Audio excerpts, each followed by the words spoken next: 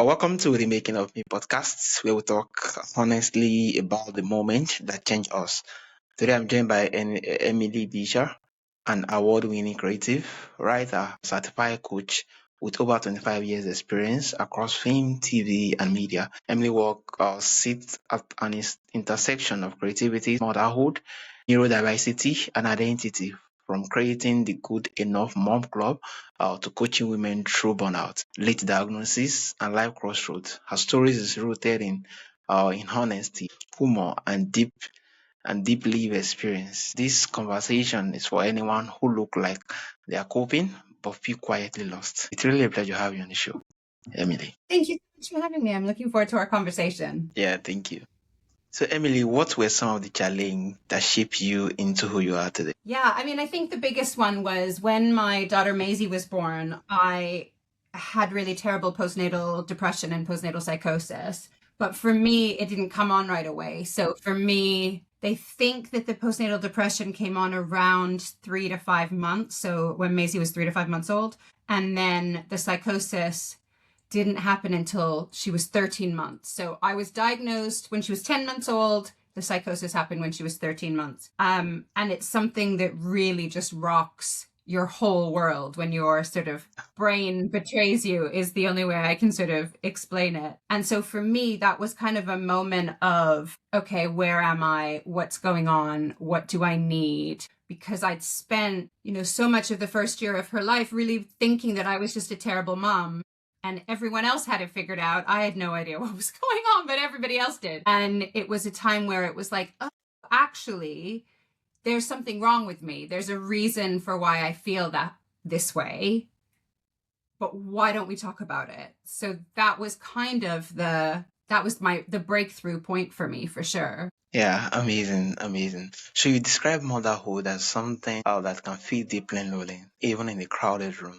Why do you think so many women experience this? I think because there's this assumption that we're supposed to just know what we're doing. And a kid doesn't come with like an instruction manual. It's not like a bookcase from IKEA. And so there are so many variables all the time, and there's a lot of social pressure to be good at it. I think there's a lot of social pressure to be good at most things we do. And it's really hard when you're sleep deprived. There is all this pressure on you to, handle everything, do everything, be everything to everyone. And I think because of that, when don't feel like you're doing well, you don't really want to share that with anyone. You feel that that's a personal failing, and it's hard.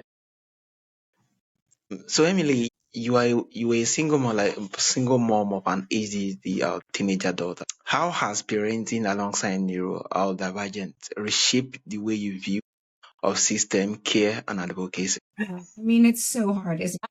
I didn't realize how much I was going to have to advocate for my daughter for some of the most basic things. And I think I was quite a passive person before. I was very much a people pleaser. But you get to a point where actually you got to get real, and you've got to be like, actually, I don't owe you anything, organization, institution, whatever it is, but I need you to do something. And I said to a friend the other day, I think a lot of my time advocating for my daughter is actually just begging people to do their jobs. Like, I feel like a lot of my time is just, can you please reply to that email? Can you please process this in the time that it's supposed to? And there is a version of me that existed before that would never have pushed, that would have always been really worried about how I came across, whether I was sort of being perceived as being nice or kind. But when it comes to my daughter, I'm like a mama bear defending her cub. And I'm willing to step outside myself, and I'm willing to step outside my comfort zone. So I think that's one big thing. And I think the other thing that neurodivergence has sort of brought me is a permission to be different, I think is really useful. And sometimes for me and dealing with my daughter, like silliness is a really helpful thing to work with in that space. So I'm a big advocate of being playful and showing up and being open in that way. Yeah, amazing. A permission to be different. That was really lovely. Yeah. So you talk a lot about being at a crossroads. What do those moments really feel like in real life? Not the polished versions we see online. Yeah, look, crossroads are yucky. Like, they're not fun when you get there. It's not like there's like a singing, dancing parade and a band welcoming you to this place where you've got to make a choice on something. And a lot of the time we don't even know what we're choosing or not Yeah. choosing. So I always say they feel awful. Like, it's so uncomfortable to be in a crossroads. But I do believe that that's where all the magic is. Like, that's where change is. That's where, metamorphosis is. That's where we show great promise. And I think I'm constantly asking people to just slow down and be uncomfortable, sit with the discomfort, because it's not fun when you don't know the answer when it comes to your life. Like, it's not easy. And you're like, okay, what am I doing here? Like, and what impact does my choices have on my life, other people's life, my kids, my friends, my family, my income, all of those things. So, crossroads aren't fun, but if you can do that, if you can kind of hold your nerve and sit in the discomfort and align yourself with what you really care about, what your values are, all of the magic happens in those moments. Yeah, And aligning. that's the hardest part, is showing up for yourself, right? Yeah, showing up for yourself, align your values according to. Yeah, oh, yeah, that was really amazing and lovely counsel. How can women talk about exhaustion and burnout without turning it into a personal failure? Yeah, but the big thing is, I always relate anything related to like stress, burnout, overwhelm, those sorts of things. Like, they are physiological responses. So Yeah. if you had an asthma attack, would you get mad at your lungs? Like, that just doesn't make any Yeah. right? Like, lungs, you're so dumb. Why do you not pump air properly? Like, we just wouldn't do that. But when it's a sense of overwhelm or burnout, we feel like there's some sort of moral responsibility that we have for ourselves for that happening. Like, that is a physiological response to lots of things. It might be your body telling you something. So my first thing is always like, drop the shame. Like, there's no shame in burning out. There's a message in burning out. Your brain and your body are telling you something. Yeah. If you don't listen, it's going to like ramp it up a bit more. That message is coming. But I think the biggest thing is always drop the shame from this. This isn't a personal failing. This is your body responding to a whole pile of different things. Let's start sifting through it, and let's kind of work out what's important to us now so that we can gently move forward. Yeah, amazing. I think the fact that you just give an explanation using asthmatic, and the fact that we don't quarrel with our lungs, the fact that we understand those things, why don't we understand our emotions too? Forgiving ourselves, and instead of being shameful, just look at it and say, okay, what else can be done to actually more like, other than having that shame and trying to blame the lungs. Yeah, that was really a whole lot. So why does the phrase "I'm fine" bother you so much? And what is usually hiding underneath it? I hate "I'm fine." It's such a lie, right? Like, how are you? I'm fine. But my dad just died, and my uncle just got run over by a truck, and my house burned down. But yeah, I'm fine. I feel like it's just a phrase that's become like an acceptable social lie. Whenever people say it to me, I'm like, no, really. Like, you're not. Like, there's another adjective out there that works better than fine. Like, are you great? Are you sad? Are you struggling? Do you not know? Are you unsure? But fine just becomes this sort of like, I don't know, it's like spreading Vaseline on a camera lens. Everything goes kind of fuzzy and like light reflects differently. It just bothers me because it's just an acceptable lie. So people go around all day lying to your face. And look, if you're with someone that you don't know very well or you don't trust, you're probably not going to unburden on them. But you also don't have to say fine. You can also be like, yeah, life's a challenge at the moment. Or, you know what? I don't know how I am right now. It's kind of a weird time. Just because connection creates so much power in making people feel less alone, so much power in breaking down things, that if we just tell people that we're fine when we're not creating a situation in which they can also be not fine. So yeah, fine is a bad word. Yeah, so true. I think this really speaks volumes. And I think I actually coined a particular way of answering anybody who actually gets to ask me, how you doing lately? And it's the fact that when I just reach out, they say, oh, Benaya, how you doing? I say, I'm alive. Just the way to say, yes, I'm alive. I don't know what to say. Yes, I'm just alive. Yeah.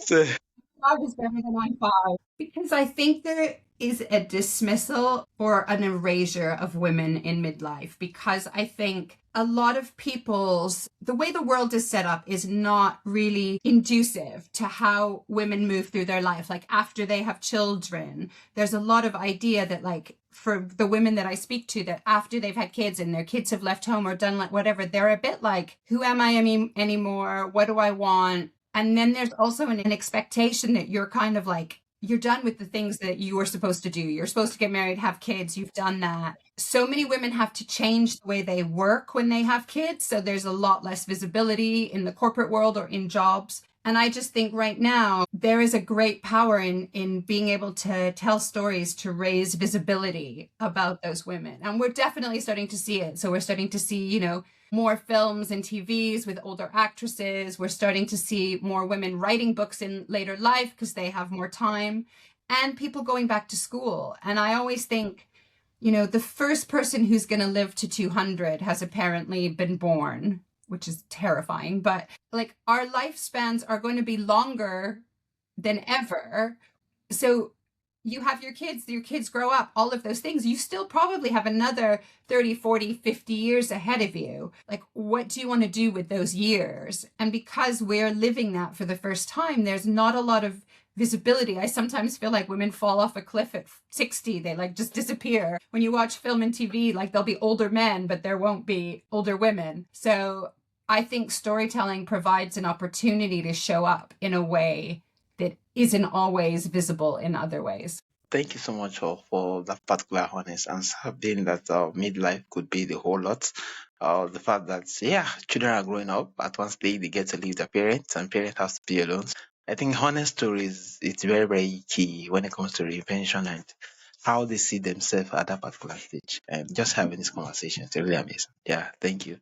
So, Emily, for someone listening now who feels stuck between who they were and who they are becoming, what will you want them to hear today? I think, know that you're not alone. Loads of people get to this point and they feel that way. And it's a really normal feeling when you get through, especially through milestones in life. But I also think that this is a great opportunity to kind of take stock and actually realign your values. I think lots of times our values change as we age or we have different experiences, but we don't get a chance to stop and think about it. So I think it's really, if you feel stuck, it's a chance for you to take inventory, work out what matters to you really more, and work out what you really want now. This is a gift in a way. It's a weird gift that you're not sure what to do with.